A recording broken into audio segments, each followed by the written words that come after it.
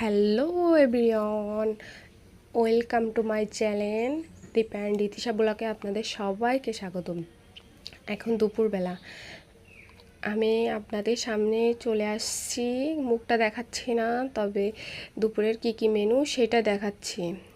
ভাত, এখানে একটা পদ আছে, এখানে একটা মাছের ঝোল পদ আছে, আর ওখানেরটা ভীষণ স্পেশাল, সেটাই দেখাবো। ঠিক আছে,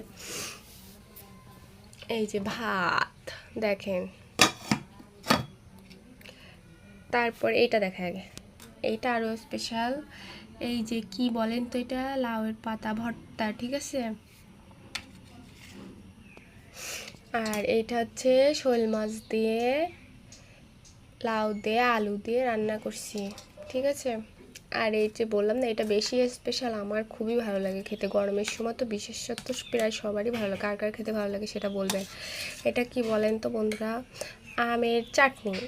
অল্প করে রান্না করছি, আমাদের তো দুজনের সংসার, তাই অল্প অল্পই সব কিছু রান্না করছি। ঠিক আছে, টাটা, বাই বাই। কেমন লাগলো আমার রেসিপিগুলো জানাবেন অবশ্যই।